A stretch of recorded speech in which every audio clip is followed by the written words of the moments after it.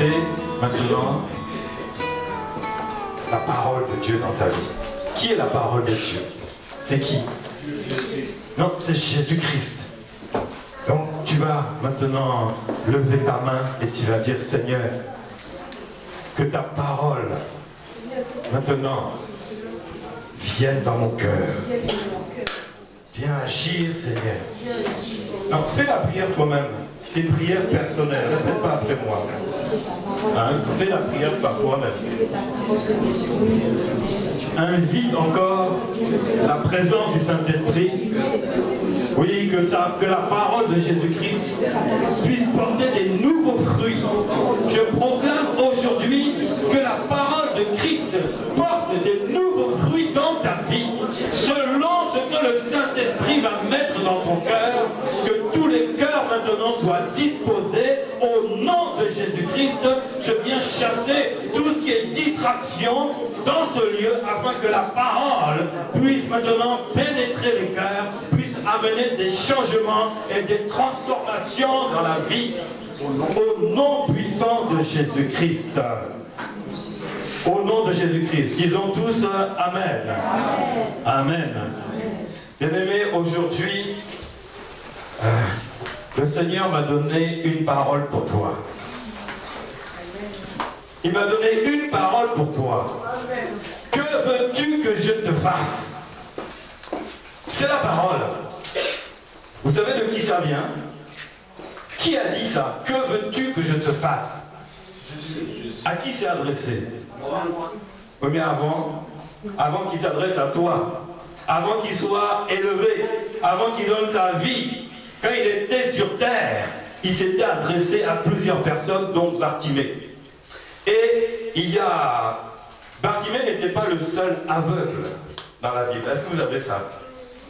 À Jéricho, on va lire dans Luc 18. Luc 18, parce qu'on connaît trop l'histoire de Bartimée, mais il y a d'autres aveugles. On va changer un peu d'aveugle. Et vous allez voir que avec Dieu, ça ne change pas. Tu peux changer d'aveugle, mais Dieu, lui, il ne change pas. C'est-à-dire que ce qu'il a fait à Bartimée, il a fait aux autres aveugles aussi. Alors, Luc 18, Matthieu, Marc, Luc, c'est facile à trouver, au verset 35. Sœur Laure, est-ce que tu peux nous lire? Je lis la parole de Dieu. Comme Jésus approchait de Jéricho, un aveugle était assis au bord du chemin et mendiait. Entendant la foule passer, il demanda ce que c'était. On lui dit, c'est Jésus de Nazareth qui passe. Et il cria, Jésus, fils de David, aie pitié de moi. Ceux qui marchaient devant le reprenaient pour le faire taire. Mais il criait beaucoup plus fort, fils de David, aie pitié de moi. Jésus s'étant arrêté, ordonna qu'on le lui amène. Et quand il se fut approché, il lui demanda, que veux-tu que je fasse? Il répondit, Seigneur, que je recouvre la vue. Et Jésus lui dit, recouvre la vue, ta foi t'a sauvé. À l'instant, il recouvra la vue et suivit Jésus en glorifiant Dieu. Tout le peuple, voyant cela, loua Dieu. Amen. Que Dieu te bénisse. Vous voyez, ici, ce n'est pas l'histoire de Bartimée. Bartimée, c'était dans Matthieu 20. Mais ici, on est dans Luc 18, où il s'agit de l'approche d'une ville qu'on appelle Jéricho. Et à l'extérieur de la ville se trouvait un aveugle. Et il était mendiant. Alors, il y avait deux choses. Il était aveugle et il était mendiant. C'est-à-dire que s'il était mendiant, c'est qu'il était abandonné. Abandonné de sa famille. Vous savez, surtout dans votre pays, quand quelqu'un a un problème, on le prend en charge. Dans la maison. Est-ce qu'il quitte la maison? Non. Une personne âgée, quand elle est vraiment fatiguée, elle a du mal à vivre, à se bouger par elle-même, elle reste dans la maison. Mais ici en France, souvent, qu'est-ce qu'on fait? On a créé des maisons de retraite. Maisons même médicalisées, ou si tu es malade, on ne veut plus de toi, on te renvoie. Lui, c'était déjà à cette époque-là, dans ce cas-là. Peut-être qu'il était orphelin, peut-être qu'il n'avait plus de famille, mais en tous les cas, il était abandonné, mendiant. Et ceux qu'on voit dans la rue, ce sont aussi des mendiants. Les SDF, qu'on appelle les clochards, etc. Ils font quoi? La mendicité. Et sont-ils aveugles? Non, ils sont abandonnés. Cet homme-là était abandonné. Il n'avait pas le choix que de mendier à l'entrée de la ville. Parce que c'est là qu'il y avait beaucoup de passages. Mais savait-il qu'un jour, Jésus viendrait? Non. Mais ce jour-là, il a entendu. Il a entendu que la foule était en train de crier Jésus-Christ. Et là, il arrive. Il avait le choix. Rester là où, dans le coin où il dort, ou aller à cet endroit-là. Comme Zachée avait le choix de rester chez lui, petit de taille qu'il était, ou de monter au sycomore. Bien aimé, tu as eu le choix aujourd'hui de venir dans ce lieu ou de rester chez toi. Le Seigneur te donne toujours un choix. Mais bien aimé, quand tu es là, bien aimé, Jésus est là. Parce qu'il a dit que là où 2 ou 3 sont rassemblés en son nom, il est au milieu d'eux. Donc bien aimé, ici, bien aimé, ça représente ton sycomore. Tu es monté dans l'assemblée de l'Éternel, mais le Seigneur t'a vu. Le Seigneur t'a vu aujourd'hui. Oui, mais tu vas dire, il me voit tous les jours. C'est vrai, tu es là régulièrement. Mais aujourd'hui, il va te poser une question. Que veux-tu que je te fasse? Que veux-tu que je te fasse? Aujourd'hui, je vais te parler de la prière de la foi. La foi, bien-aimé, tu sais ce que c'est que la foi? C'est croire en Jésus-Christ et au-delà de tout ce qu'il a fait. Tout ce qu'a fait Jésus, si tu mets ta foi dans tout ce qu'il a dit et ce qu'il a fait, c'est ça la foi. Amen. Et le Seigneur t'amène dans cette question, que veux-tu que je te fasse? Il a fait quelque chose à cet homme-là. Est-ce que vous connaissez son nom? Non. Mais Jésus a opéré un miracle. Comment Dieu peut opérer les miracles? D'abord, il faut que tu sois au bon endroit. Alléluia. Dis à ton voisin, tu es au bon endroit. Tu es au bon endroit. Est-ce que tu sais ça? Tu es au bon endroit. Tu as quitté ta maison, tu as traversé peut-être des rues, des villes ou quoi, mais tu es venu au bon endroit. Oui, mais Dieu est partout. Alléluia. Oui, mais Dieu ne se manifeste pas partout. Dieu ne se manifeste pas partout. Il se manifeste là où on lui laisse la place. C'est vrai que Dieu est partout. Dieu, il remplit tout, il remplit toutes les églises, mais il ne se manifeste pas dans toutes les églises. Amen. Tu sais ça? Pourquoi? Parce qu'il faut laisser la place. La Bible dit qu'il est le chef, il est la tête du corps de l'église. Si tu laisses le Seigneur aussi prendre ta tête, comme il a pris la tête de cette assemblée, il peut prendre maintenant ta tête. Et là, tu vas voir qu'il va te poser la question, mais que veux-tu que je te fasse aujourd'hui? Parce que le Seigneur ne se lasse pas. Il a préparé quelque chose que j'appelle le chéquier éternel. Ah, tu connais le chéquier? Qui sait ce que c'est qu'un chéquier? C'est quoi un chéquier? C'est pas une question piège. Un chéquier, c'est un moyen de paiement. C'est un moyen de paiement. Mais c'est quelque chose sur lequel on écrit. C'est vrai ou pas? C'est le seul moyen de paiement ou sur lequel tu vas écrire. Bien-aimé, la Bible dit dans 1 Colossiens 20, il a voulu par lui-même réconcilier avec lui-même tant ce qui est sur la terre que ce qui est dans les cieux, en faisant la paix par lui, par le sang de sa croix. Bien-aimé, Jésus t'a préparé un chéquier. Que veux-tu écrire sur ce chéquier? Alléluia. Bien-aimé, est-ce que tu as un chéquier? Vous savez qu'il y en a qui n'en ont pas. Quelles sont les conditions pour avoir un chéquier? Il faut être majeur d'abord. Hein? Il faut d'abord avoir 18 ans. Première condition, tu dois avoir 18 ans. pour avoir un chéquier, c'est quoi? Tu dois ouvrir un compte. Un compte en banque.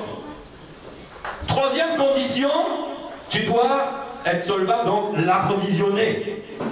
Quatrième condition, il faut que tu aies des papiers. Parce que si tu n'as pas de papiers, est-ce que tu peux avoir un chéquier? Sans papier, pas de chéquier. Voyez ça.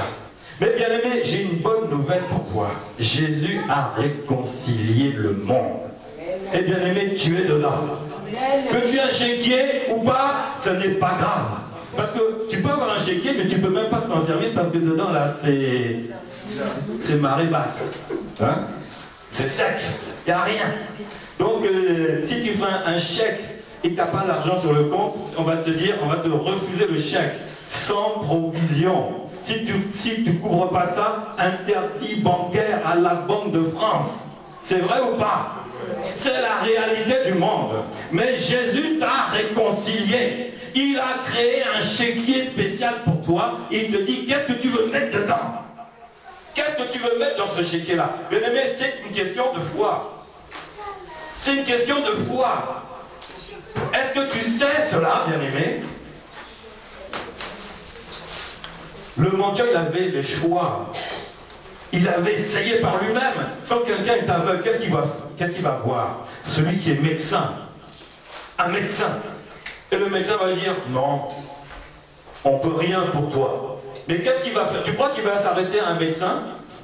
Il va voir un deuxième, puis un troisième, puis un quatrième. Et quand il a fait les médecins tous, il a la confirmation que tu ne verras jamais de ta vie. Là, pour lui, c'est que c'est terminé. C'était terminé. Donc, sa solution, là, dans le monde, là, c'était pas la peine. Des fois, on veut faire des choses par nous-mêmes. Je vais voir un tel spécialiste, mais on te dit, ça ne marche pas. Je ne peux rien faire pour toi. Rentre chez toi. Mais Jésus pose la question, que veux-tu que je te fasse? Pourquoi? Parce que le mendiant a posé combien de fois la question? Monsieur le docteur, qu'est-ce que vous pouvez faire pour moi? Je ne peux rien. Malédiction, condamnation. Est-ce que vous pouvez faire quelque chose dans ma situation? Je ne peux rien faire. Mais Jésus savait cela.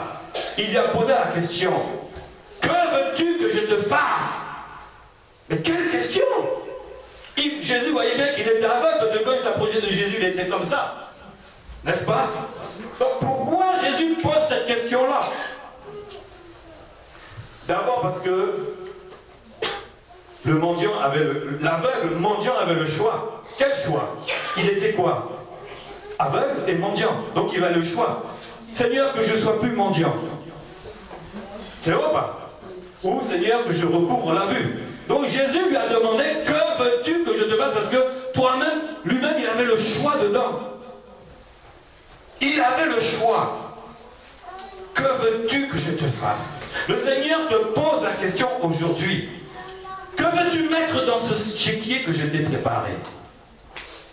Alors, un chéquier, bien aimé, vous le connaissez, on écrit le montant. Qui c'est qui va écrire le montant? C'est le propriétaire du chéquier. Est-ce que tu vas t'amuser à donner un chèque en blanc à quelqu'un? Là, tu vas avoir peur même. Même si c'est quelqu'un de ta famille, la confiance là, elle se limite à ce niveau-là maintenant. Non. Hein? Le contrôle n'exclut pas la confiance. Hein? Voilà. J'ai confiance, mais je vais d'abord quand même te contrôler. Donc, qu'est-ce qu'on fait d'abord? C'est le montant. L'ordre. À l'ordre de qui? La date et le lieu, et on signe. La Bible dit que Jésus, il a effacé l'acte dont les ordonnances nous condamnaient et qui subsistait contre nous en les clouant sur la croix, en triomphant d'elle par la croix. Donc, bien aimé, par la croix, le sang de Jésus a versé. Qu'est-ce que tu prends pour écrire un chéquier? Un stylo bic? Avec de l'encre? Mais je te dis aujourd'hui, le Seigneur, il a déjà tout accompli. Sur la croix, le sang qu'il a versé, bien aimé, aujourd'hui, C'est sa signature sur le chéquier. Il a signé pour toi, à tout jamais. Parce que la Bible dit, dans Hébreu, n'abandonnez pas votre assurance à laquelle est attachée une grande rémunération. Et ici, il s'agit de ta foi.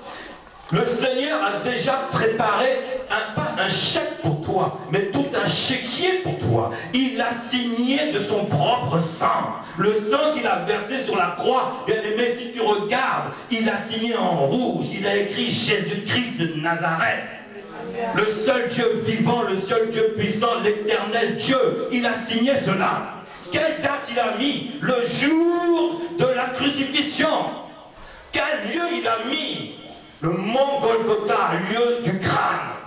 Tout le reste, bien aimé, il te le donne. Il te donne, bien aimé, un chèque des chéquiers où tout le reste, là, ça t'appartient. Tout le reste, ça t'appartient. C'est signé. Qui peut faire cela si c'est que Dieu lui-même? Alléluia, parce qu'il possède toutes choses. Il connaît tes besoins. Qu'est-ce que tu vas mettre sur ce chèque? Qu'est-ce que tu vas remplir dans ce chèque? Il va te dire, qu'est-ce que tu veux que je te fasse? Mets la somme, mets le besoin. Quand tu fais un chèque, bien aimé, est-ce que tu es précis dans le montant? Si on te dit, il faut 19,99, parce que ça c'est la mode, on ne met pas les 00. 19,99 €. Est-ce que c'est pas précis? Si tu écris 19,99 et sur l'autre en chiffre tu mets 20, est-ce que c'est bon? Dans ta prière, quand tu demandes, bien aimé, il faut être précis. Pas de l'argent, là, mais autre chose. Oh Seigneur, je veux sauver le monde. Mais le Seigneur dit, mais c'est quoi ce chèque-là? Qu'est-ce que tu veux, toi? Ce chèque, il est pour toi. Avant de sauver le monde, sauve-toi toi-même. Alléluia. Il faut que d'abord que toi, tu puisses voir maintenant la puissance de Jésus-Christ avant d'aller l'envoyer ailleurs. Amen. Amen. Mais bien aimé, ce chéquier-là va changer ta situation. Je te dis aujourd'hui, regarde spirituellement. Dieu t'a fait, Jésus-Christ t'a fait des chèques en blanc. Il t'a fait des chèques en blanc. Si tu ne sais pas que Jésus-Christ a tout accompli, par le sang qu'il a versé, il l'a signé. Ce n'est pas de l'encre qui va disparaître. Ce sang, bien aimé, qui écrit, il est éternel. Il est éternel. Parce que le sang de Jésus-Christ crie plus fort que tout, plus que celui d'Abel. Et c'est lui qui a signé tout cela pour toi. Qu'est-ce que tu veux mettre dans ta vie? De quoi tu as besoin? L'aveugle avait besoin de recouvrer la vue. Et il a dit qu'il soit fait selon ta foi. Qu'il soit fait selon ta foi. Et la Bible dit, aussitôt il a retrouvé la vue. Bien aimé, sur le chèque que Jésus te présente, qu'est-ce que tu veux mettre? Quelle est la situation que tu as besoin de voir? Payer la somme de je veux du travail. Mais une année. Alléluia. Mais une année, je veux que, année 2014, je trouve du travail. À l'ordre de, tu mets ton nom. Quand tu pries comme ça, là, fais comme ça, tu vas voir. Parce que Jésus a déjà signé cela. C'est déjà accompli sur la croix, bien aimé. C'est accompli, tout est accompli. Quel est le besoin que tu as?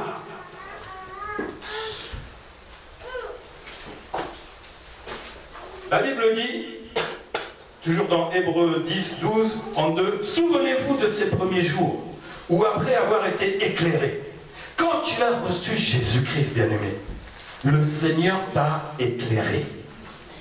Tu es rentré dans la lumière. Tu es sorti des ténèbres et tu as été éclairé par la lumière du Seigneur. Vous avez soutenu un grand combat au milieu des souffrances, d'une part exposé comme en spectacle aux opprobres et aux afflictions de l'autre, et vous associant à ceux dont la position était la même. En effet, vous avez eu de la compassion pour les prisonniers et vous avez accepté avec joie l'enlèvement de vos biens. sachant que vous avez des biens meilleurs et qui durent toujours. N'abandonnez donc pas votre assurance à laquelle est attachée une grande rémunération, car vous avez besoin de persévérance. Alléluia. Bien-aimés, ici, bien-aimés, la Bible nous dit, n'abandonne pas ton assurance. Mais quelle est cette assurance-là? C'est quoi l'assurance? La foi. La Bible dit, la foi est une ferme assurance. Ça veut dire que n'abandonne pas ta foi à laquelle est attachée une grande rémunération. Est-ce qu'ici on parle de l'argent? Tout est englobé dedans. On peut te parler de l'argent, mais en général, on te parle de tout ce que tu as besoin. La santé, l'intelligence, le travail, la réussite. Quoi encore? Tout, c'est attaché à ta foi. Mais aujourd'hui, le Seigneur m'a montré une chose pour l'Église, chèque en blanc. Si tu mets ta foi dessus, bien-aimé, chèque en blanc, quel est ton besoin, bien-aimé? Est-ce que tu vois ce chèque en blanc? Tu le vois ou pas? Non, et tu ne le vois pas. Mais tu sais que Jésus a tout préparé pour toi. Quelle est la situation qui te bloque? Quelle maladie te bloque depuis longtemps? Chèque en blanc. C'est-à-dire que Jésus te parle et tu sens quelque chose en toi qui dit il faut que je me lève. Amen. Je me souviens un jour, j'étais parti à une convention où il y avait un apôtre qui était venu. Et cet apôtre, il est connu. Et quand en France on a su qu'il était là, en plus en région parisienne, imaginez, tous les pasteurs sont venus le voir. Pourquoi? Parce que la particularité de cet apôtre, c'est qu'il avait, je crois que 1500 églises qu'il dirigeait aux États-Unis. Vous vous rendez compte? Donc les pasteurs voulaient venir voir comment cet apôtre, qui a plus de 1500 églises, comment faire, parce que nous on en a une et c'est compliqué, on n'arrive pas. Donc la salle était complète. Quel est le secret de cet apôtre? Ils étaient tous venus avec leurs cahiers, leurs stylos, on va prendre les notes. Je vais vous dire une chose, les cahiers sont restés fermés, les stylos dans les poches. Ils n'ont rien écrit, ils ont été déçus. Vous savez, les pasteurs, ils aiment bien noter tous les trucs. Mais ce que l'apôtre leur a enseigné, c'était le salut. Ils étaient déçus. Mais on connaît le salut. On connaît le salut. Ils étaient déçus. Et moi, j'avais reçu. J'étais jeune pasteur. Moi, j'ai découvert, donc je reçois, jusqu'à la fin. Il a dit, quelqu'un dans la salle a une bronchite chronique, il se lève, je vais prier pour lui. Mais avant, il avait aussi parlé qu'il y avait des personnes qui avaient d'autres problèmes. Et j'avais cette bronchite qui ne voulait pas partir, mais ça allait. Mais au moindre petit rhume, ça devenait 41 de fièvre et cloué au lit. Bref, ça me fatiguait. Mais quand il a annoncé ça dans le micro, je savais qu'il y avait peut-être 200, 300 personnes. Donc peut-être sur 300 personnes, il y avait peut-être 290 pasteurs. Voilà. Ou autre ministère, mais bon, en général, c'est les pasteurs. Hein. Et donc, quand il a dit ça, j'ai dit, ça c'est moi. Mais qu'est-ce que j'ai fait? Le chèque en blanc était là. Tout était déjà prêt, j'avais plus qu'à... Mon nom était déjà mis. Il fallait que maintenant je vienne mettre maintenant quel est le besoin. Je veux payer la somme de la guérison de ma bronchite chronique. Voilà, c'était ça. Tout était prêt. Il avait nommé la personne, et puis maintenant j'ai juste à mettre mon nom dessus. Voilà, Michel Noël, je veux la guérison de la bronchite chronique. C'était déjà signé. Jésus a déjà préparé cela. Voici que l'apôtre montre cela. Vous savez qu'est-ce que j'ai fait? Devinez. Qu'est-ce que j'ai pu faire? Non. Qu'est-ce que j'ai fait? T'as prié? Non. Comment?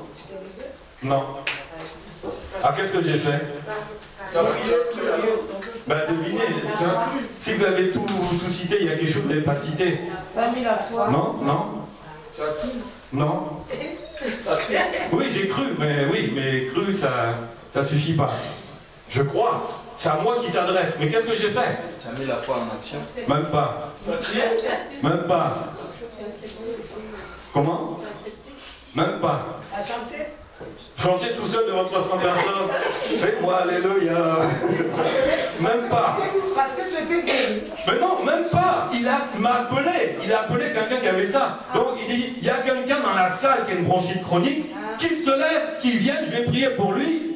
Et il sera guéri parce qu'il avait prêché sur le salut. Et moi, qu'est-ce que j'ai fait? Il a dit oui, c'est moi. Non. Non. Non. Vous n'êtes pas levé? Oui. Pas levé. Hein? Oui. T'es pas levé. Voilà. Et j'ai fait quoi? Donc, si je ne me suis pas levé, je suis resté Assis. assis. Pourquoi? Maintenant, dites-moi la question, pourquoi je suis resté assis? Pourquoi? Parce que je suis pasteur. Voilà. Et maintenant, est-ce que je suis venu signer le chèque? Non. Et oui, mais le chèque est reparti. Si le mendiant, si l'aveugle n'avait pas crié à Jésus, Jésus serait passé, il lui serait toujours aveugle. Et moi, je suis resté toujours avec ma bronchite chronique. Vous voyez, bien aimé? Supposons que maintenant l'aveugle n'était pas mendiant, mais un riche, parce que sa famille est riche, il est blindé, il a plein d'argent. Est-ce qu'il aurait rencontré Jésus? Il n'aurait pas eu besoin d'aller sur le chemin à l'entrée de Jéricho pour mendier. Alléluia, Jésus est venu pour ceux qui sont dans le besoin. On peut être aveugle et ne pas avoir de besoin matériel. Donc ils vont rester là, surtout dans les temps actuels. La foi a pris un tel coup avec la science. La science n'est pas mauvaise, la science est bonne. Mais toi, profite de la science, mais mets ta foi en Dieu. Amen. Si tu es sur fauteuil, si tu ne peux plus marcher par là, bon, regardons le mendiant, l'aveugle, restons dans le cas de l'aveugle. L'aveugle, maintenant, actuellement, comment il fonctionne? On a fabriqué des lettres en braille pour qu'il puisse lire. On va lui donner un chien pour qu'il aille se promener. On a fabriqué plein de choses. Mais comment il va se dire, je suis aveugle, je fais avec? Est-ce qu'il a la foi? La foi est zéro. Zéro. Mais s'il entend parler de la parole de Dieu, s'il entend parler que Jésus-Christ, lui, il a déjà tout accompli. Cette maladie-là, la cécité, ça ne tient pas devant Jésus. Il peut recevoir. Il peut être éclairé. La Bible dit que ceux qui ont cru au début, ils ont été éclairés. Non seulement il peut être éclairé, mais en plus, il recevra maintenant la vue. Mais les temps actuels font que je préfère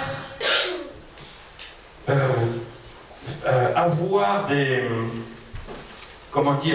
situations, des palliatifs, on va dire. Je préfère continuer mon traitement. J'ai un traitement sur ma maladie. Je le prendrai à vie parce que ma maladie, elle est à vie. Ou j'ai une maladie qui, on t'a dit, oh, t'en as pour quelques mois. Donc je prends les traitements. Mais bien aimé, et la foi? Qu'est-ce que tu fais de ta foi? Tu prends les traitements, c'est bien. Alléluia. N'arrête pas les traitements. Mais surtout, n'arrête pas ta foi. C'est la foi, c'est pas les traitements qui comptent. Si tu as mal à la tête, prends un Doliprane et après impose la main sur toi pour que maintenant ce mot de tête s'en aille. Mais n'oublie pas, on a tellement l'habitude, quand il y a un problème, c'est docteur, médicament, et tu vas faire un chèque à chaque fois. Tu vas payer, c'est vrai ou pas? À chaque fois, tu vas payer. Mais il y a quelqu'un qui est venu sur terre qui s'appelle Jésus-Christ. Si tu t'approches de lui, il n'y a pas de chèque qui va te guérir instantanément, mais il faut que tu mettes ta foi en lui. Mets ta foi en Jésus-Christ. Il y a une grande rémunération. Est-ce que tu as expérimenté la grande rémunération encore dans ta vie? Il faut que tu élèves ta foi. ta foi n'est pas encore manifestée, elle est suffisante. Tu sais cela? Ta foi est suffisante. Parce que tu as reçu cette part de foi, elle te suffit. Mais maintenant, si tu ne la mets pas en pratique, c'est là le problème. C'est pas que tu n'as pas la foi. Bien aimé, tu as la foi. Mais il faut que maintenant tu exerces ta foi. Il faut que par la prière, tu fasses une prière de foi, tu mettes cela en pratique. Sinon, tu ne verras rien. J'ai la foi, oui. Mais je suis toujours dans cette situation-là. Ça ne marche pas. Mais est-ce que tu mets ta foi en pratique? Trop habitué, bien aimé, le monde nous agit contre notre foi. C'est la vérité. Il va tout faire pour que ce soit le monde qui règle ta situation, qui règle ton problème. Ce n'est pas mauvais dans certains cas. Mais bien aimé, exerce ta foi. Exerce ta foi. Bien aimé, c'est le don gratuit de Dieu pour toi. Exerce ta foi. Jésus, il a un chéquier à ton nom. Il est rempli, mais il m'a dit, mais pourquoi il ne vient pas prendre des chèques dans sa situation? Je n'ai pas de travail. Viens, tu vas écrire. Je veux tel travail avant telle date. Et tu mets ton nom. Tu vas voir. Fais cette prière par la foi. J'ai besoin d'une maison. Alléluia. J'ai besoin de ceci, de cela. Fais-le par la foi. Tu dis au nom de Jésus, Seigneur, tu as déjà préparé ce chèque en blanc. Je mets ce que j'ai besoin, je mets mon nom. Seigneur, tu l'as déjà signé. Seigneur, je viens retirer cela maintenant parce que c'est ma propriété. Le Seigneur s'est dépouillé afin que tu aies tout ce qu'il faut, bien-aimé. Lui qui avait tout, il s'est dépouillé pour toi. Il a tout pour toi. Tout est pour toi, bien-aimé. Mais sur ce chèque, ne mets pas au nom de Jésus. Non, parce que le nom de Jésus est déjà sur le chèque. Si tu veux utiliser le nom de Jésus, ne le mets pas sur le chéquier. Le chéquier, c'est pour tes besoins. Moi, je me souviens, je vais parler du nom de Jésus qui est sur ce chèque-là. Un jour, quand ma femme était partie parce qu'il y avait un décès dans la famille, et le village où elle est là, la sorcellerie, c'est grave. Grave. Grave. On lui a dit, n'y va pas. Sa maman, son père et moi, n'y va pas. Oui, mais c'était le décès de qui? Tu veux le dire ou pas? C'était important. C'était son père. Et nous, on lui a dit, n'y va pas. Oh. Et là, bien aimé, elle a dit, c'est mon père, je vais y aller. On lui a dit, fais attention. Toi, tu connais. Là-bas, là, elle était musulmane. Mais il y avait des pratiques là, dans ce village, genre forêt sacrée, les masques, les ceci, etc. Eux, ils sont à fond dedans. À fond dedans. Et on lui a dit, n'y va pas, n'y va pas. Mais elle a dit, moi je vais aller et je vais me préparer. Je vais jeûner, je vais prier, je vais prendre l'avion, je serai en jeûne et en prière. Lorsqu'elle est arrivée à Abidjan, il a fallu, c'était loin, à 600, 700 km, c'est fait en 5 heures ici, mais là-bas ça prend une journée complète. C'est très long, je l'ai fait une fois, je te dis pas. Tu es dans les cartes, c'est comme ça, carte 70 places, c'est pas 50 places d'ici, on a serré les places. C'est 70 places serrées comme ça. Et nous on avait deux. Oh là là, j'ai fait ça, mais non. Quand il y a. Comment? UTB. Là, UTB, c'est Union des transports de Boaké. Ah oui, mais là, c'était. Je sais plus, peut-être. Voilà, Korogo, UTK. C'était UTK. Mais je ne dis pas l'UTK, hein. Pas. Les trous sur la route, là, tu les sentais.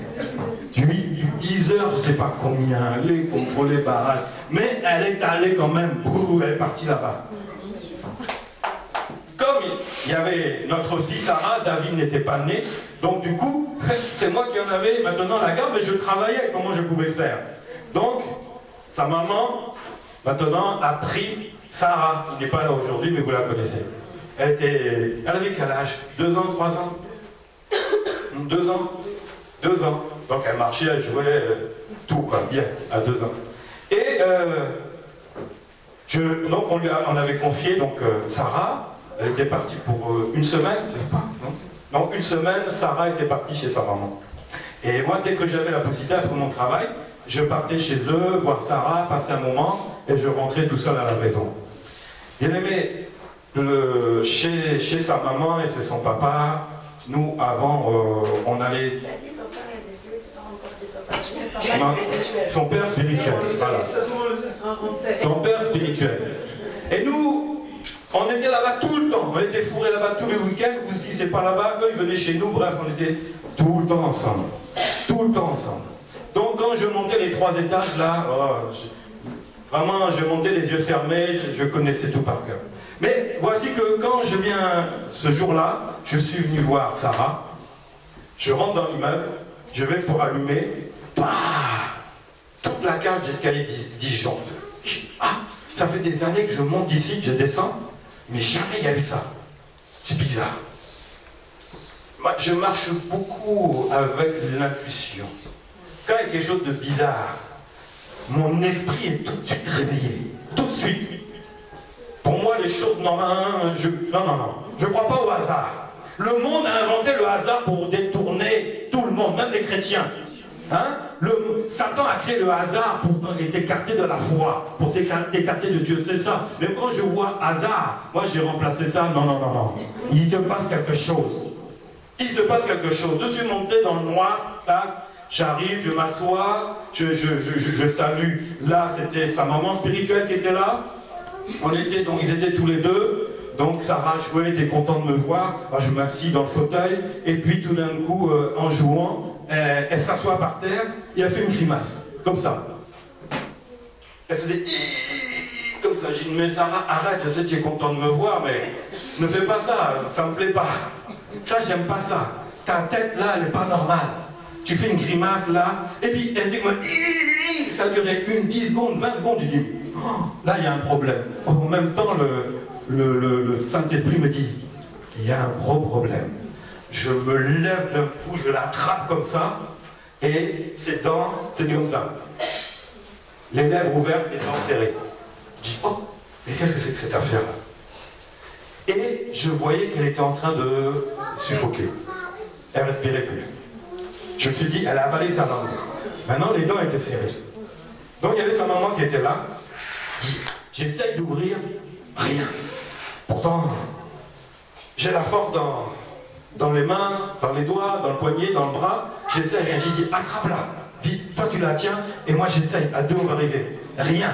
Ah, elle dit, appelons vite les pompiers, le secours. Et en même temps, là, une pensée me vient. J'ai tout accompli. Le nom de Jésus-Christ. Dis le nom de Jésus-Christ. Elle était évangéliste, j'étais déjà pasteur. Mais bien aimé, quand il y a la panique, tu vois ta propre fille de 2 ans en train de mourir sous tes yeux. Bien aimé, là, c'est d'abord la réaction, c'est panique. Panique, panique, panique. Allô les pompiers. C'est pas mauvais. Mais là, les pompiers sont arrivés trop tard. Parce que là, déjà, c'est une affaire de dizaines de secondes. Donc, la pensée me dit, mais utilise le nom de Jésus-Christ. Arrête d'utiliser ta force. Moi, je mettais tout comme ça. Et rien. Et puis, c'était petite bouche comme ça, de 2 ans, là. Au moins, il y avait des gros doigts dedans. Donc, c'était compliqué. J'avais pas de pression, pas de force. Je ne pouvais pas. Et donc, là, j'ai dit, au nom de Jésus-Christ, maintenant, bouche, ouvre-toi. Et quand sa maman a entendu ça, elle a dit, on a dit 3 fois ensemble, 3 fois, au nom de Jésus-Christ, au nom de Jésus-Christ, au nom de Jésus-Christ. La bouche, bien aimée, s'est ouverte. J'ai mis mon doigt pour voir, la langue était bien en place. J'ai dit, mais c'est quoi cette affaire? Et après, comme c'est sa maman qui la tenait, elle est venue sur moi, on aurait dit comme un singe. Moi, je ne la tenais pas, mais elle était accrochée là. C'est-à-dire que ses pieds m'entouraient, ses mains m'entouraient, j'étais comme ça. Et je la sentais trembler. J'ai dit, tu as vu quoi? Elle a vu quelque chose. Elle a vu quelque chose. Mais ça, c'était la peur de ma vie. mais le nom de Jésus-Christ. Le nom de Jésus-Christ. Il n'y a pas besoin de chéquier pour ça. Utilise le nom de Jésus-Christ. Et elle nous a appelés pour dire, ah, je suis arrivé au village, mais à peine je rentre dans le village, tout a disjoncté. C'était le début de soirée, c'est ça? Et quand j'ai mis les pieds dans le village, boum, tout a disjoncté. Quand elle a donné l'heure, parce qu'il y a... Non, c'était pas... Ah, voilà. Donc, j'ai vu que ça correspondait, quand ça a disjoncté là-bas, ça avait disjoncté ici. Vous vous rendez compte?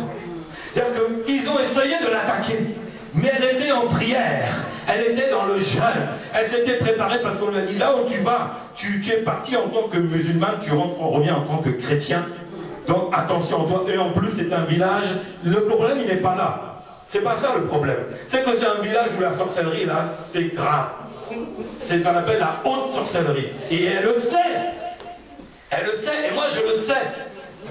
Je le sais aussi. Et c'est à ce moment-là que tout a disjoncté. Ils ont voulu l'attaquer. Ils l'ont attaqué. Mais elle n'a pas reçu l'attaque. L'attaque est partie où? Comme ils ne pouvaient rien faire sur elle, l'attaque est partie sur Sarah. Pour lui faire mal. Parce que comme il ne pouvait rien lui faire, s'il touche à la fille unique pour l'instant de 2 ans, imaginez, si elle meurt, comment va être? Ils l'auront touché, non? Si tu tues l'enfant, tu vas pas tuer la mère, tu vas tuer son cœur. Peut-être elle va même chercher à mourir aussi, parce qu'elle a perdu son enfant, et elle a la culpabilité, parce qu'on lui a dit, on t'avait dit de ne pas partir là-bas, et tu es parti, voilà, regarde ce qui s'est passé. Mais Dieu est merveilleux. Le nom de Jésus-Christ, mets ta foi dans ce nom-là. Il est au-dessus de tout. Et là, il n'y a pas de chéquier, de chèque, parce qu'il t'a donné ça d'abord. Tu as le nom de Jésus-Christ, utilise cela dans la foi. Au nom de Jésus-Christ. Je chasse maintenant tout esprit de mort. C'est ce qui s'était passé. Mais... quand elle est revenue, on ne lui a pas dit ça au téléphone, imaginez.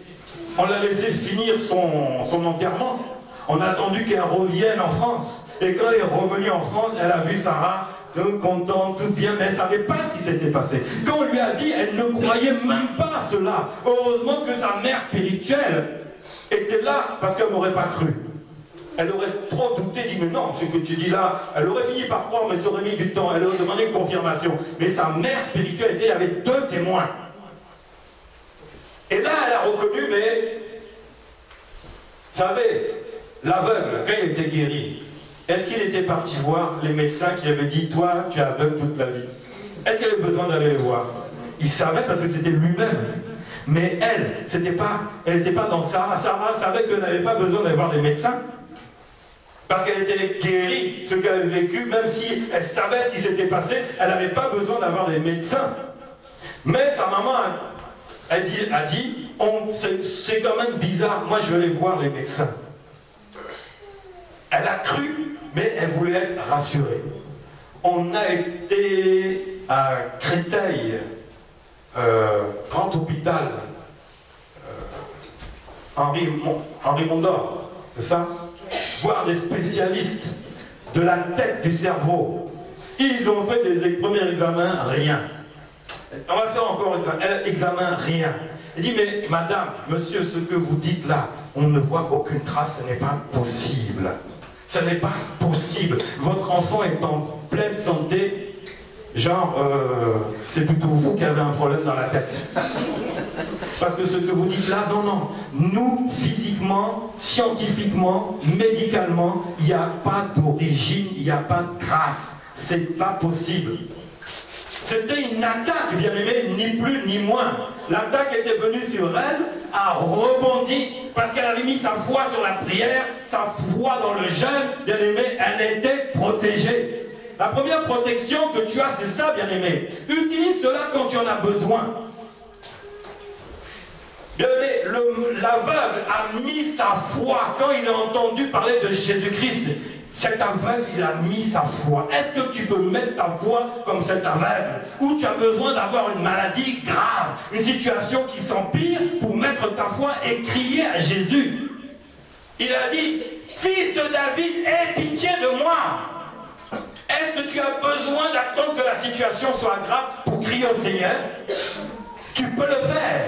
Parce que Jésus n'était pas encore allé sur la croix. Il n'avait pas encore versé son sang. Il n'avait pas encore signé ce chèque à ton nom.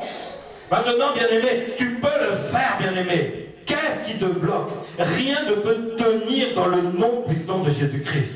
Mais fais-le avec la foi. Mets ta foi en action, tu verras que le Seigneur, il a déjà tout préparé. Il a dit seulement qu'il soit fait selon ta foi. Vous savez, qui connaît la sœur Hélène? La sœur Hélène. Elle était là vendredi soir. Et vous savez que sœur Hélène, elle est enceinte. Mais elle était là vendredi soir. Devinez qui m'a appelé ce matin? C'est elle. Et j'ai une bonne nouvelle, l'église s'est agrandie d'une personne. Alléluia! À 2h02, la petite fille Yael est née. Elle est née donc dans la nuit de samedi à dimanche. Mais elle était où vendredi soir? Elle était ici. Qu'est-ce qu'elle a fait par la foi? Ah, maman Grâce, est-ce que tu peux prier pour moi? Mais elle devait accoucher, mais elle est venue quand même. Elle est venue rentrer dans le sycomore. Elle est montée au sycomore. Et le Seigneur l'a vue pour dire maintenant, descends maintenant, je vais rentrer, je vais te visiter, tu vas voir. Vendredi soir, elle était là dans la prière. Quand j'ai vu son ventre, j'ai dit, hé, oui. Ah, elle était active.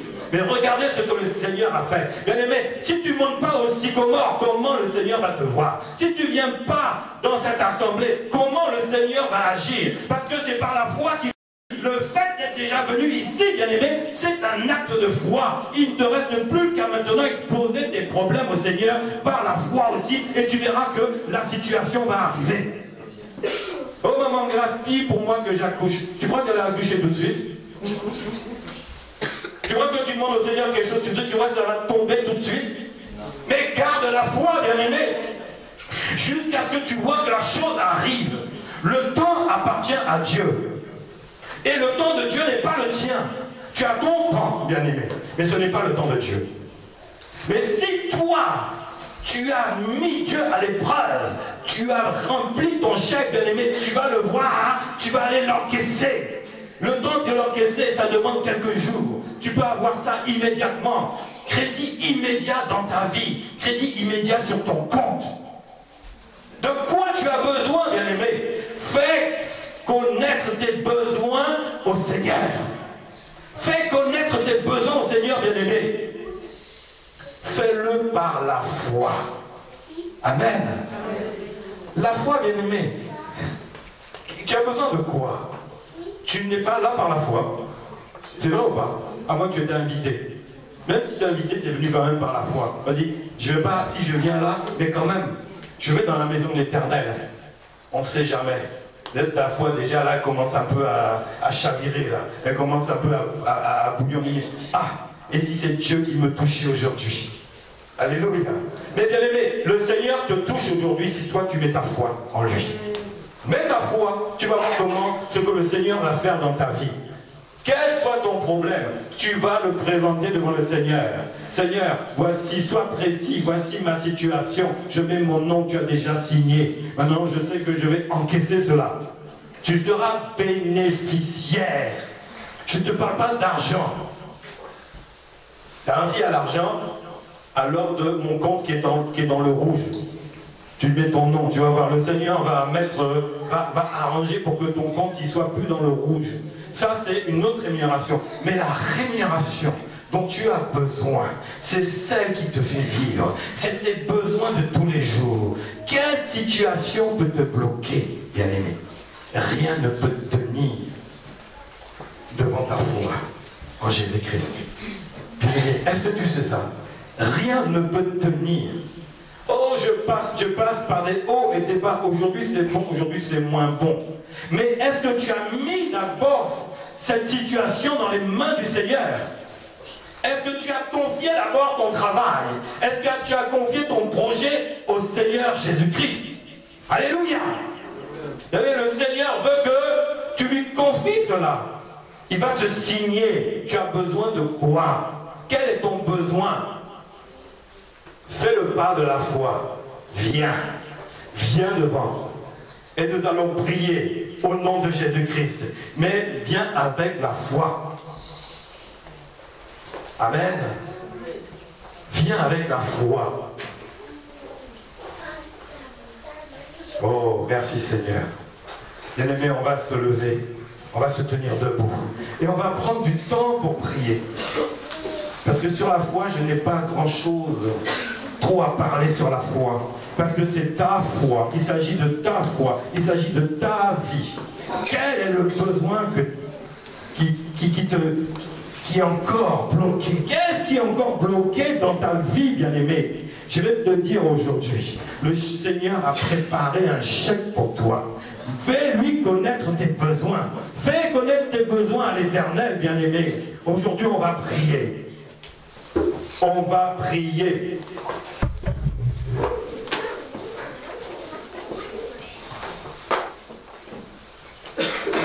Alléluia.